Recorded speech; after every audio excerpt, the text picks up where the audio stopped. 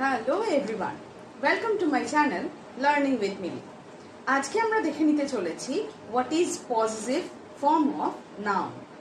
আমাদের এই ডেফিনেশনটা পজিটিভ ফর্ম অফ নাউন, এইটার সাথে আমরা অনেকেই পরিচিত নই। আমরা কোনটির সাথে পরিচিত? এটার আরেকটা নাম আছে, যেটার নাম হলো অ্যাপোস্ট্রফি। সেটির সাথে আমরা পরিচিত। এটিরই আর একটা ভার্সন হলো পজিটিভ ফর্ম অফ নাউন। আজকে আমরা দেখে নিতে চলেছি কোথায় আমাদের অ্যাপোস্ট্রফি পুট করা উচিত। তাহলে দেখে নেওয়া যাক। এখানে আমি দুটি কলাম নিয়ে নিয়েছি। একদিকে আছে সিঙ্গুলার এবং অপর দিকে আছে প্লুরাল ফর্ম। সিঙ্গুলারের ক্ষেত্রে আমাদের অ্যাপোস্ট্রফিটি একটা জায়গায় বসাতে হবে এবং প্লুরালের ক্ষেত্রে অপর জায়গায় বসাতে হবে। প্রথম ওয়ার্ডটি সিঙ্গুলারের জন্য আমি নিয়ে নিয়েছি সীমা পেন।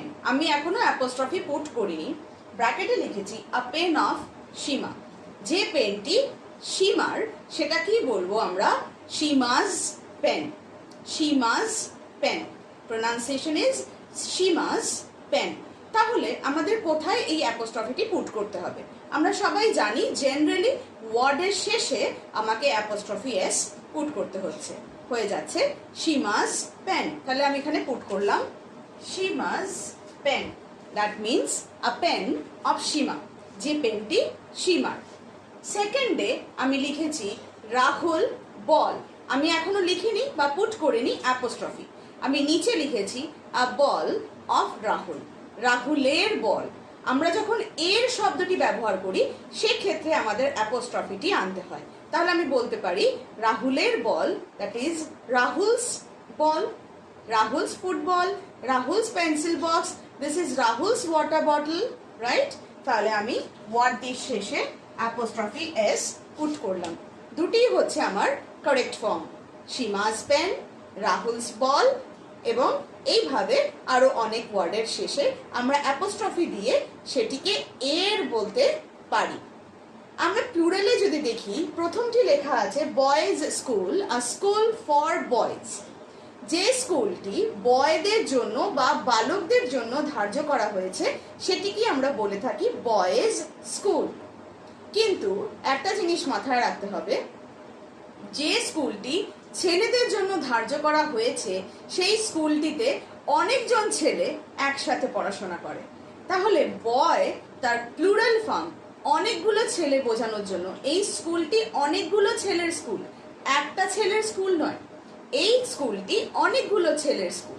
তাহলে অনেকগুলো ছেলে বোঝানোর জন্য প্লুরালে আমরা ইউজ করে থাকি বয়েজ। বয় হচ্ছে singular form, plural form is boys. Boy হচ্ছে আমার singular form, plural form is boys. S যোগ করে এটিকে আমি প্লুরালে ট্রান্সফার করতে পারি, তাই তো?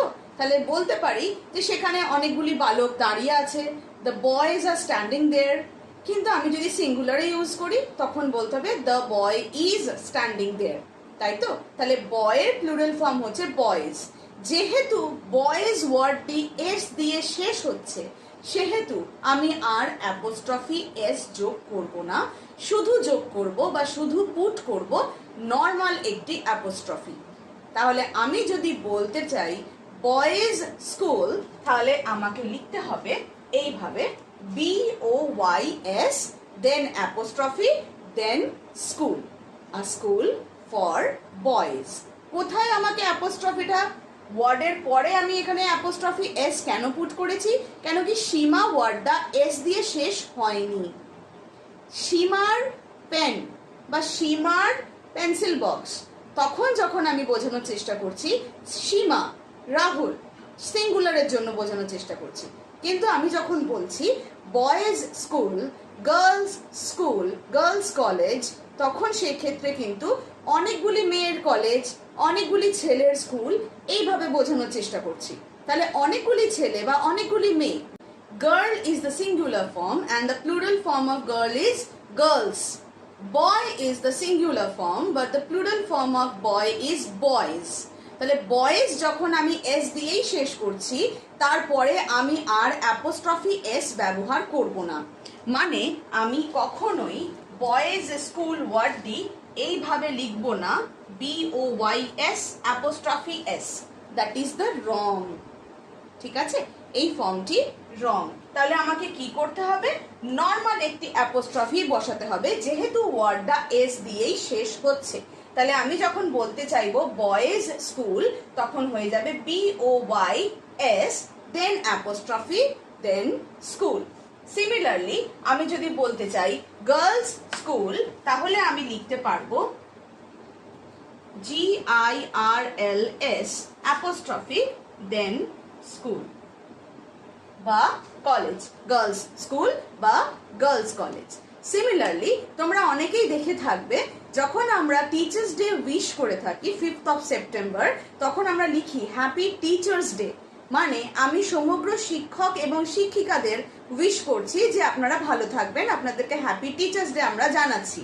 তাহলে আমরা যখন হ্যাপি টিচার্স ডে লিখি, তখন আমরা লিখি TEACHERS,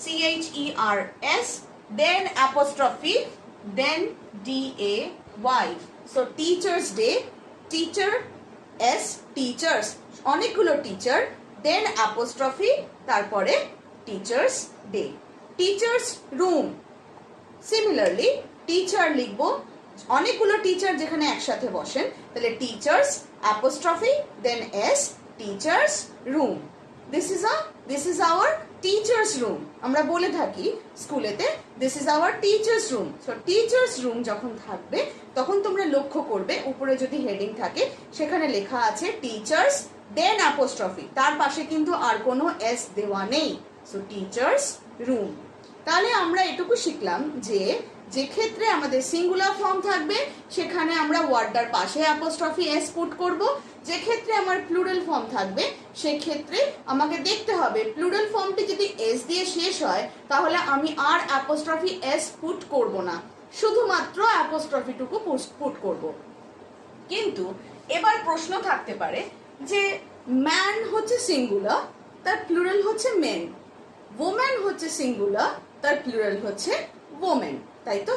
তাহলে সেক্ষেত্রেও ওটা তো প্লুরাল, তাহলে সেক্ষেত্রেও কি আমরা অ্যাপোস্ট্রফিটুকুই পুট করব নাকি অ্যাপোস্ট্রফি এসও পুট করব?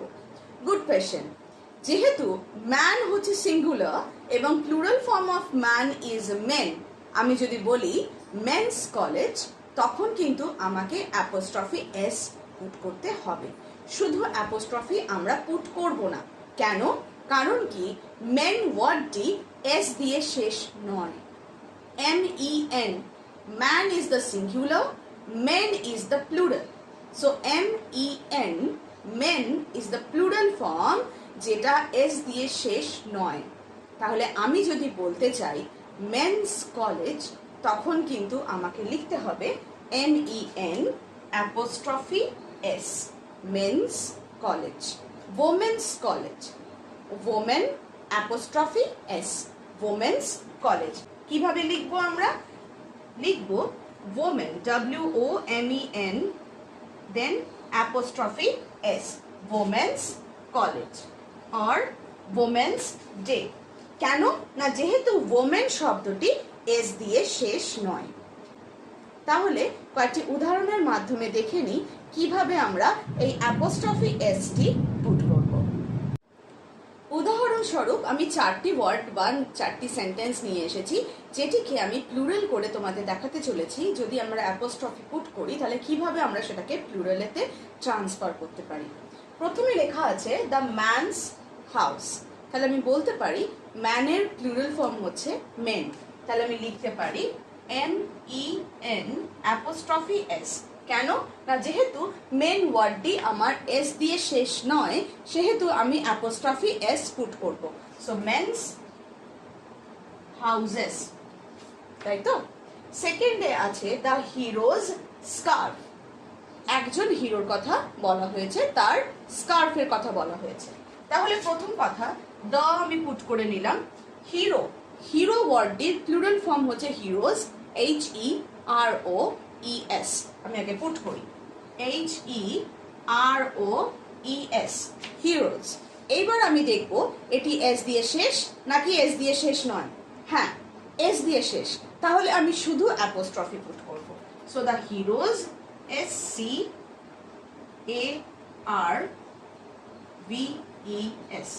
স্কার্ভস। কেন VES হলো? যেহেতু এটি এফ দিয়ে শেষ, সেহেতু এফ এর জায়গায় হয়ে যায় VES, scarves. Third one is child's toy. Child, the plural form হচ্ছে children. So আমি বলতে পারি CHILDREN apostrophe S and toys. Why children's apostrophe S কেন দিলাম? যেহেতু child ওয়ার্ডটি সিঙ্গুলার, তার প্লুরাল ফর্ম হচ্ছে চিলড্রেন, যেটি এস দিয়ে শেষ নয়, সেই জন্য আমাকে এখানে পুট করতে হলো অ্যাপোস্ট্রফি এস।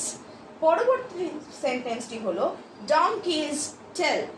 একজন ডঙ্কির কথা বলা হয়েছে। ডঙ্কির প্লুরাল ফর্ম আমি DONKEYS, ডঙ্কিজ। এবার আমাকে ভাবতে হবে আমি অ্যাপোস্ট্রফি এস দেবো নাকি শুধু অ্যাপোস্ট্রফি দেবো। যেহেতু ডঙ্কিজ ওয়ার্ডটা এস দিয়ে শেষ, সেহেতু আমাকে অ্যাপোস্ট্রফিটি পরে অ্যাড করতে হচ্ছে এবং দিতে হচ্ছে TAILS। সো ডঙ্কিজ টেল। তাহলে man's house will be men's houses, the hero's scarf will be the hero's apostrophe ended scarves. Third one is child's toy, that will be children's toys. Fourth one is donkey's tail, that will be donkeys, KEYS, then apostrophe, then tails.